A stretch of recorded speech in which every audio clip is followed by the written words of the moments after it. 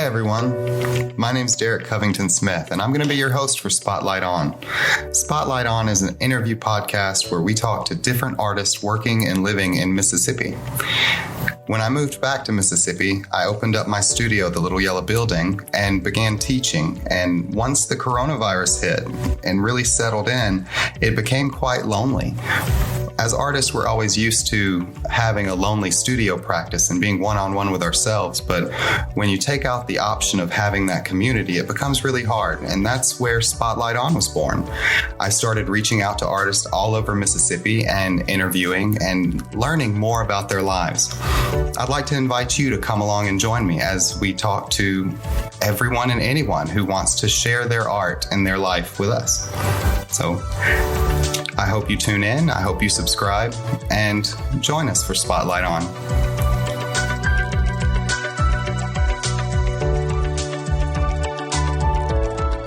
Hey everyone, and welcome back to Spotlight On. This week we have a special guest, Robin Whitfield. We're going to handle this a little bit different. Robin has a very unique way of approaching her art and the way she... It's basically her studio practice. We all work at home, and she does not. She is adventurous and is a nature watercolorist and captures these beautiful moments. But yeah, let's get into talking about that. Hi, Robin. Welcome, and thank you for being here with us. Hey, Derek. Thanks. I love being here. So for anybody that's not quite familiar yet, why don't you let them know a little bit about what you do? All right. So I started off, I guess, being a regular painter. And I guess what I mean by that is just I studied art at Delta State. We did paint outside a lot. I studied with Sammy Brett, and he basically said nature was our teacher. So I'm sure that set things off, not to mention the fact that I always knew Walter Anderson's work and thought I was just going to be him as I grew up. But I ended up in North Mississippi. That was sort of by accident, but also sort of by providence. I never knew. I don't think I ever visited a swamp or a wetland until after college. You know, if I did it, Delta State doesn't have a lot of wetlands around it, even though it's in the Delta, and I just didn't know they existed around there. So anyway, all that to say, becoming a swamp girl and painting in the swamps kind of happened at the same time. I ended up moving to Grenada to paint murals, and then ended up stumbling into this swamp right down the street. And I was taking my oil paints out there with me, and it was not working. It was awkward, and I just went back to kind of thinking about my roots and thinking, well, goodness, there's water everywhere. And I know watercolor is a thing, and I'm just going to reteach myself painting with watercolor. And so that was it. So I basically started going out to that particular swamp almost every day and stumbling through, relearning painting, basically. I mean, painting is sort of a way you see, but you still have to have some sort of fluency with your media. And it's fairly different than oil. So it took me a little while to get my own sort of, it took me well over a year. And I will say that for anybody who wants to switch mediums, don't give up. Yes, it's very awkward. I just did not want, because I knew I wanted to be working outside, and I wanted to work with the media around me. So anyway, so that's what I've been doing for the past 25 years, is doing watercolor in the swamp. And I think I did realize somewhere in there, especially in this transition, that it really wasn't about the painting for me. For me, it was about being in the swamp, being in the forest, and I ended up being a kayak about maybe 10 years into painting a good bit in the swamp, and which gave me deeper access to swamps and into rivers. And then I began to realize how much public land I had around me. But I still tend to go back to my swamp because it's just a couple blocks from my studio. And so I call it my real studio. And it's really, the painting is about sitting quietly and watching the birds and the insects. And that kind of rolled into me, but also becoming a naturalist, because you can't sit in a swamp and paint and not end up wanting to know what everything is, because, as you're sitting there, it all comes alive around you. Absolutely. Well, and I like when you're saying, and it's sitting in a swamp. And for anybody that's not familiar or hasn't seen your Instagram or your photos, you're sitting in a kayak with your art setup and your watercolors. And From my understanding, you've built your own little setup that works for you just in your kayak, but you're in the middle of a swamp, like that's on right. The water. That's incredible. That's right. How did you figure out that that's what you were going to like? On the water, but I don't know. I think, I'm going to tell you, I think I'm listening to a church-going mule. Maybe all of us are the same. All of us are artists. Maybe we're all deeply, I'm a hardcore introvert that's having to exercise not being one. And so I think part of my going to the swamp and painting in nature early on was about feeling safe and feeling like going somewhere where I could just completely relax and absorb everything around me and not worry about being interrupted. And so I think when I first started going out in my kayak, that's where I felt most secure. I felt like I was literally leaving the old world behind and entering this new realm where, I knew I would never see someone else, or especially in the swamp I go to a lot, no one else was ever there at the time. And so I could go out and just literally get into a different zone and a different, what I'm just going to call actual reality, to get actually in the present moment where I'm not worried about anything. All anxiety leaves in that kayak. I've learned to practice to the point, I now don't need the kayak to be anxiety free, but that's what the kayak was for me in the beginning. It was freedom. It was getting away from the world that I knew. And so, but now it's just a very quiet media. I mean, not media. It is a vehicle. It is a medium to get to a place in a very quiet way. And it's comfortable. Now I'm old. So yeah, I can quietly and comfortably sit in this kayak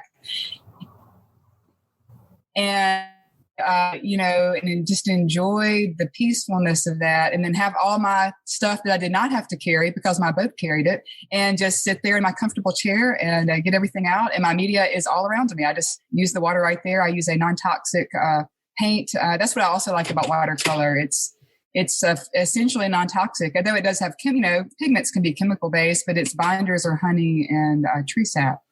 So I'm very conscious of the fact that watercolor is not like acrylic, which is plastic. So I'm glad that you mentioned that one of your inspirations was Walter Anderson, because when I look at your landscapes, and really you have a lot of landscapes, but you have more of a subject matter to your art, because you'll go in and you'll hone in on a certain tree or a certain way this set of nature interacts with each other, and you really pull that out. Yeah. But you do it with simple brush strokes, complex color combinations. It's not fussy, but it's complex. I love that. Yeah, you can get lost in it. Like one brush stroke that has 3 or 4 different colors that are dripped into it, you can really lose yourself in following around your paint. And I appreciate that.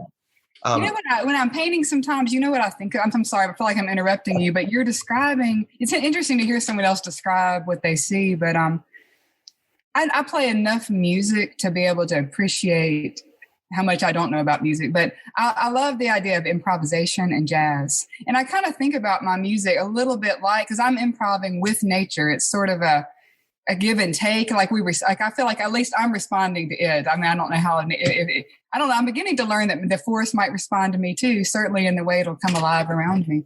But I feel like jazz is sometimes very simple, but it's also got these complex layers of harmonies and chords, even if it's just 2 or 3 notes. And I think about that a lot. And usually not when I'm painting, but when I'm not, I think about painting when I'm not painting. I try not to think at all when I'm painting.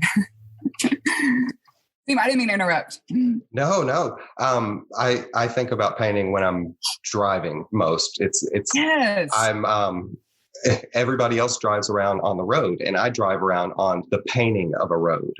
My brain is constantly picking out, how would I accomplish this, and what would this look like? And that's really interesting to hear that you focus on all that, and then when you get into practice, that you let all that thought go and then more intuitively work. That's beautiful. Yes, very intuitive. Yeah. I want to jump back in time now. You're in Grenada, Mississippi, right? That's right. Are you from Grenada, or where are you from? I'm not. I actually grew up in Clinton. So Clinton, I went to Clinton Public Schools, and I ended up here after I went to Delta State. Tell us about your background, your childhood in art, and coming up through the art education through Delta State. I'm gonna tell you what, my life, I feel like my life has led me, I guess our lives all lead us to be who we are. What am I saying? But I can just look back and go, wow. So I was born, I was actually adopted into the family I'm in, but I was adopted to a family with an art teacher mother, and she was also a painter. And she went back to graduate school when I was in elementary school at Mississippi College. And that was powerful for me, just that she would let me come to classes with her. And, I was enwrapped in that whole world and met, a lot of her friends were artists. And then our neighbor was Wyatt Waters, and we would walk by his house almost every day, and he would be out in his yard painting with his little girl Crimson, and he had this wonderful greenhouse, and it was just like your everyday. It was just like a normal. In other words, I thought everybody had an art teacher mom, and their neighbor was a painter. It was like having your neighbor be a fireman or policeman. Like being an artist was a very tangible thing for me because I saw it being practiced at home. My mom, it ended up being an 8th grade art teacher for many, like 30 something years, which I never actually took her class. I'm ashamed to say. I was too shy to have my mom as my teacher. but anyway, I regret that now. But she was, I had access to all her brushes, which I ruined most of. I mean, she would say, "Don't use these brushes," and of course, that's the ones I wanted to use and leave in the paint. But anyway, so That was very strong. So when I was in high school, she realized how serious I was about painting. I was very serious about art, even in junior high school. And even then, I was going out and trying to sketch in nature. I would ride my bike down to the park there in Clinton. That was the most nature I could find. And I would just scrounge around just look for any little flower. I didn't know what anything was, but if it was growing, I wanted to sketch it or look at it. So sketching was a way for me to observe something more closely and just notice its beauty. I mean, I think scientists use sketching in that way too. And but anyway, so she observed this in me, and next thing I know, she had signed me up for an adult workshop when I was 15 years old at Mississippi College, which ended up being Sammy Britt was that teacher, and he is the painting professor at Delta State. So in a sense, you can say I started studying with him at the age of 15, and he and I liked each other immediately. And he came back the next summer and taught again. So I took 2 adult workshops in my high school, my junior and senior year. And then I looked all over. I didn't want to go to Delta State. I wanted to go to some fancy school like Savannah College of Art. And you know what? I went there. I went to a few other colleges, and I ended up back when I finally decided to go look at Delta State. I loved it best. I loved the way it felt. I loved everything about it. I loved all the professors. And so I chose to go there over any other school that I could have gone to, and think it was the best choice I ever made. And so I continued to study with Sammy and then continue to study with him. I guess I will always think of him as my main mentor. And but anyway, because he the first day of class, I mean, this was huge for me, and I still come back to this. I don't know exactly what he said, but this is what I heard, or what in my memory, the mythology, what he said. He walked into class that day, and he's funny. And he walked in and he said, I know all you think you have signed up to take a painting class, but this is a class about seeing. This is a seeing class, and I'm going to teach y'all how to see over the next 4 years. And nature is going to be your teacher. I mean, he made and I've said that part quite that succinctly, but basically that's what he wouldn't show us how to mix colors. He made us go outside and break things down to just 3 or 4 colors in the whole, looking at an entire landscape. We had to just break it down into 3 or 4 shapes and put a very specific color on that shape and try to balance that to where it felt like that time of day or that quality of light or season. And I tell you what, even after 4 years, and as an 18-year-old, you don't want to do that. That's boring. You want to make fancy paintings that have all this detail that everybody oohs and ahs over. He wouldn't let us finish paintings either. That first year, especially, we were not allowed to finish a painting. Meaning, and what he meant by that is we couldn't make our mask. We couldn't turn this color into a tree. We had to keep things extremely abstract. And so I was very obedient. I did exactly what he said. Even inside of me, that was killing me because I wanted to show off how well I could draw. But he just, I'm so glad I just listened to him. Probably because my shyness probably helped me out. I was unwilling to go against what he said. I just did what he said. And he told me, he said, Robin, if you do this for about 15 years, you're going to really know something about painting. And so, and he's right. At about 15 years, I did felt like I had actually learned. I felt like I was a little more, truly felt fluent in color. It's like learning a language. It is, and he called it a language. He called painting a language. And so all those set the tone for me to understand painting as not making products, but as a way of interacting with the world around me in a meaningful way and having a poetic response to, what I'm taking in. And of course, I'm using the color, but I make a musician would use sound and harmonies, and I'm using color harmonies. So anyway, that's my background. Sorry, yeah. I can make it really long, can I? No, that was awesome. Well, I loved how you emphasized the part where you took an entire year and he wouldn't let you finish a painting. Right. That is such a useful thing to do. Useful. I think about all the times that I start a painting and, I'm 10 steps ahead in my head. I don't stop to take a look at exactly how everything's pulling together. At this point, I trust myself. But back then, that would have been extremely useful to say, no, you know what? I don't have to finish this. Let me do something else. That's what a great lesson. I know. And at the time, I didn't get that lesson but now it's a practice for me. And in watercolor, I try to, when I teach watercolor now, your first watercolor, you're looking out there, you're trying to capture it easily, with those bold brush strokes. Trust me, my first attempt at something, in the first 2 minutes, I know. And I'm like, if it ain't working, I just throw it down and get a new piece of paper. And most paintings, it took me 3 or 4 tries to make it as simple as I see it. Or actually, I see it more simply as I paint. Let's put it that way. I don't see it simply enough in the beginning. And but having that practice from college that every painting doesn't have to be a painting, but it is a practice to see better. That you're right. That is continuing to evolve in its depth. It's just sinking deeper and deeper, that message. So I want to shift gears. I want to talk about you today and what your art life is like today. What's going on with you in Mississippi and how are you filling up your time? I know I can be long-winded. So I'm going to tell you what. I was just talking to my mom just before I zoomed in with you here, and I was telling her I haven't hardly put a paintbrush to a piece of paper maybe in 3 or 4 weeks, and it's killing me. But I'm going to tell you what my art life is. This is what I came to realize, I'd probably say at least a decade ago about me as a painter, as an artist. For me, it's a lifestyle. It is a way of living each moment of my life and how I'm seeing. And just because there's not a brush on the paper, it's like you were talking about driving. It's how I live and what I'm after. And so I had to I've had, in order to make a living as a full-time artist in North Mississippi, I've had to ask myself a lot of questions about what is, all these, what you're asking me, I ask myself a lot. Like, who are you? What are you doing? What are you trying to do? How are you going to do this? Why is your life this way? And so all of this comes down to, I paint because I want to connect to nature. And I deep down, now that I look at what Walter Anderson did for me, I'd like to use my painting to help others connect to nature. I want them to look at my painting and through my painting go, oh my God, I did not know that this is what Grenada looked like. I want a Grenadian to say that.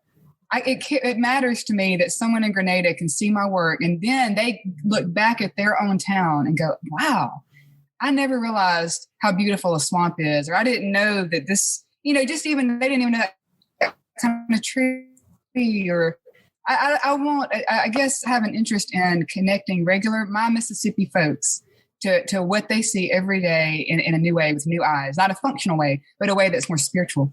And so in doing that, I don't know how much more you know about my life. I've ended up starting a nonprofit to take care of this 300-acre swamp that I paint in.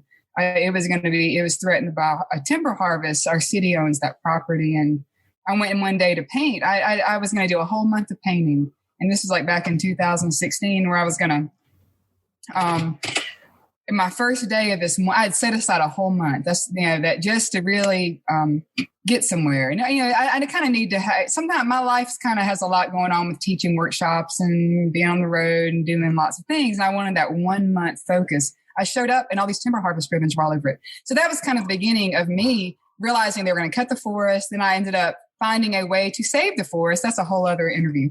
But anyway, that ended up meaning I needed to start a nonprofit. And I have the most wonderful board members and other citizens in the community that all love the swamp for different reasons. And now we take care of it.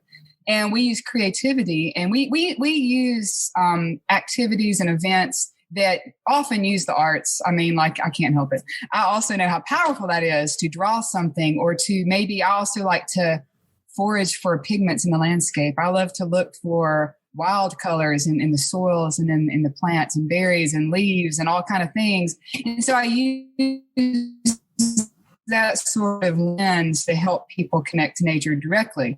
I realize that sometimes people struggle. I have a studio on our square in Grenada. I've had this studio for over 20 years. And in that 20-year span, I bet you I don't have 5 people walk in the door to look at my paintings from Grenada. If they walk in, they're from somewhere else. And so I realized that the art gallery or the art studio or just paintings in general are not something that maybe every Mississippian understands how to access for themselves. But I'm finding a more direct connection to getting people to connect to nature is by actually doing it themselves, going out, touching it and smelling it, smearing it on paper. We don't necessarily call it art. Just because you don't call it art doesn't make it art. I'm using in our creative process to make a connection with people. But it's interesting. I'm finding it is now that I'm like almost 5 years into this kind of more direct connection with the community, I've never had more people come into my studio from the community. Now people are seeing my paintings in a new way. They want to, I don't know, it's more accessible to them now that they can, plus when they go out to the swamp and they see things for themselves and they see what I'm doing or what we're all. And I bring in lots of artists. I know that because that's who I know. I'm like you. I know artists. I'm interested in what they have to teach. I want to learn from them. And we bring in all kind of creative people to the swamp to offer photography workshops or sculpting workshops or just printmaking workshops, all kind of stuff to help people engage with nature. So all of that to just, I probably even lost the point of I'm trying to remember your question. Doesn't matter. This is great. But anyway, so connecting to nature. I think you were asking me sort of about my maybe my purpose or my or just what what's going on. You know what's going on. Sorry, what's going on. So it sort of seems like from the outside looking in that I'm doing multitasking more than I ever have. But I'm telling you what, 5 years ago when I started that nonprofit and I started making these direct connections with people and I started spending most of my time at the swamp instead of traveling, I have never felt more focused as an artist. I feel like everything I'm doing seems to be almost like a laser, or it's going in the same direction. And where it used to be a lot more fanned out, just trying to figure out how to make ends meet, honestly. Now that I've stopped figuring out I don't think about that much anymore. And I still have all the same bills and all the same issues, but I don't know, now that I'm really focused and in this groove of what I feel like the universe is in, like I'm on my path. I'll just put it that way. Whatever the universe or God intends for me to be doing,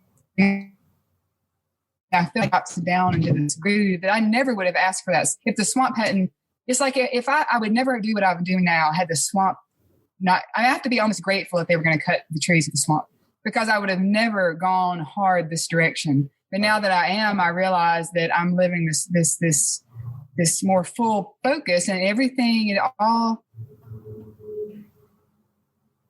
changed a lot about that time too. I have less time, or I have to manage my time better. And somehow in that time management, I actually expanded my ability to paint more. And I cannot explain that. It almost seems time has become my most precious commodity. And but also, I'm also realizing how much choice. I give myself excuses all the time. I never have time to paint. I don't know. But now that I am in charge of everything I do, I'm having to make special time. I'm realizing those were always excuses that I didn't even know were excuses. And I think because I was nervous about making a living. And when you're nervous about how am I going to make money, you have to say yes to everything, and you have to try to. I was scared to say no to anyone. And now that I'm very focused and I have a very full calendar and I find myself having to turn down jobs and just stay the course, I'm realizing that kind of reduces an anxiety. And I have, and I still am very financially stable. The things come to me now rather than me chasing them. Yeah, I think that's a really good a point to make in any artist art. There's this time where you're hungry. You're just beyond hungry, and you're going to look at every job and say, I can take that. I can do that, whether it makes you miserable or not, whether you're, right. Whether you're meant to paint this or not. And you found a purpose and you found your unique value. And I feel like like you said, you've gotten laser focused, and now you're grabbing onto jobs that fit into your spectrum. And that it sounds like they're not as hard to accomplish when you're not fighting yourself because you don't want to do it. Like you're now taking on these opportunities that are coming to you that are fit within exactly what you want to do. That's wow. What a great point in your art career. I mean, I know, I didn't see it coming I didn't see any of this coming in exactly the way it did. You know how when I graduated from art school, I thought being an artist was not. I didn't know. I didn't see all you can think of is the artist you see around you, and you don't know really what's going on in their life. I thought being an artist was something totally different than what it is, and so, it's just amazing to finally be here and realize that, whoa, this is my life. This is being an artist for me. And all I had to do was just let go and trust in this, in all the things I was most interested in. And I've always been, like I said, I love Joseph Campbell. I read The Power of Myth as a young person. He always said, follow your bliss. And I loved that statement. And it meant something. When I was younger, I knew he didn't mean just go party all the time. I didn't want to party anyway. That made me very uncomfortable, social anxiety and all. But follow your bliss. I know that's now that I'm here. I know and I've always kind of leaned into what I love. I'm not going to say it like that I didn't. But I scrambled for everything. And that's but you kind of have to do that when you're young. Because sometimes you don't even know what I did. If you had asked me when I was young in my 20s, did I want to work with people? I would be like, no. Do you want to teach? Well, no. Do you want to have a nonprofit? No. I would have said no to all that. And so I had to go in jumping through all the hoops to get to where I'm now. I ended up in the nonprofit world. That's kind of how I made it. That's how I've made it up to this point. I thank the God and the goodness, whatever. A woman found me in my mid-20s to work for her nonprofit called Communities in Schools. She was hiring a bunch of artists to send out into the field to work with at-risk youth. I didn't know what an at-risk youth was, and I had never taught, and I was terrified. But she was offering me like $25 an hour, and you just don't turn that down when you're broke. You're looking at working at Walmart, Yeah. So I said yes. And so after I started, I loved the work. I loved it. I've done that. I did that for 18 years, going into schools and into mostly I was working in alternative schools or adjudicated youth after school programs. But in doing so, I learned all about nonprofits. I learned how to share and exchange with. I love at-risk kids. They are so hungry for something real and meaningful, and they will exchange with you in the deepest of ways, and it's very authentic. And so they kind of taught me how to be brave. They taught me how to be authentic. They taught me so much, and being part of this nonprofit world. Also, I ended up being an administrator for that same organization. I was our project coordinator and worked with all the other artists ultimately for several years. And so all of that, like I look back on it now, and all that was kind of training me. So now in my current life, all of a sudden I was faced with having to form a nonprofit so I could hold a lease on this 300-acre property. And it didn't feel very unfamiliar. That felt, now I have to write grants and who do I know that offers money for grants? Is the Arts Commission. That's who I know because I'm an artist and I've worked with them in my nonprofit work. So I can't help I run a conservation organization by writing grants to the Arts Commission. We did a big quilt project last year. I hired an artist, Yolanda Van Heerden, who's an amazing quilt artist in Greenwood. And we hired her to come and work with we had public workshops in Grenada. We had we had Girl Scouts coming. We had older quilt ladies who have their little quilting bees come. We had teachers. We had all kind of people coming, and they had to look at 25 plants and animals that live in our swamp and interpret them through fabrics, colors and patterns on fabrics in these abstract G's Bend style quilts. It was the best project. I mean, it was like a crazy. We were all on a high about that project, and we used these quilts. We've just gotten them back in our hands from the art. COVID happened and kind of interrupted the project. But we ended up, having these basically 4 quilts. We originally were going to get them to have them for field trips for kids to sit on them, that learn from them like big game boards. I know growing up in the 80s, I was thinking Twister. We might even play Twister on them where we, make these connections. But that's the kind of director I know how to be. I don't know how to be a scientist, but I know how to be an artist running a conservation nonprofit. But I'm meeting scientists and learning how to work with them too. Because I'm learning science and art, or there's really hardly any lines at all. It's just which label do you prefer to have, or maybe your outcome. Maybe the artist outcome has a little bit more to do with intuition and poetry, and the science outcome has to do with statistics and hard data, but we all use the same methodology and ask the same questions. Yeah. And then you have those artists that cross over to both, and that they use the scientists, the sciences and geometry, so and many people. All of this stuff. And it's just amazing. Yeah. So I want to ask you one last wrap up question. That I like to ask our artists that come on here. For those who are coming up behind you, that you're leaving a trail for, what would be some advice that you would give to them?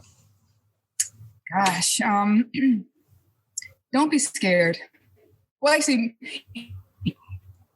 no, you're going to be scared. Recognize that you're scared. And I love Elizabeth Gilbert's book, Big Magic. I really recommend that as a read if anyone's never read that. I read it actually recently. I'd say about 5 or 6 years ago. I kind of went through that scare of fear, like, oh my God, I need a real job.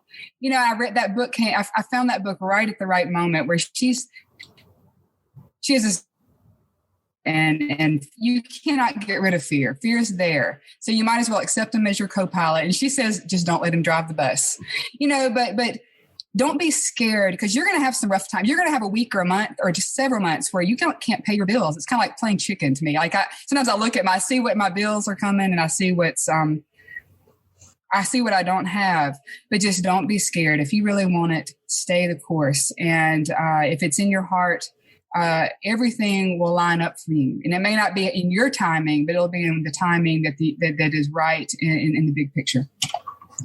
Well, Robin, I want to thank you so much for being with us. For anyone that's listening and wants to learn or find Robin, you can find her on Instagram at Robin Whitfield Studio. It's RobinWhitfieldStudio.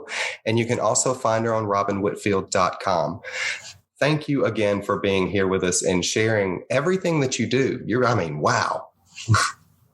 Wow. Thanks, Derek. I love being here. I love what you do too. I'm so glad you're introducing me to artists I never knew about around the state. I can't wait to listen to more podcasts. It's been so exciting to be able to do. Thank you for being with us, and thank everyone who has listened and supported. Go to thelittleyellowbuilding.com. You can find all the artists that we have been interviewing and our gallery and shows and all kinds of fun stuff. So until next week.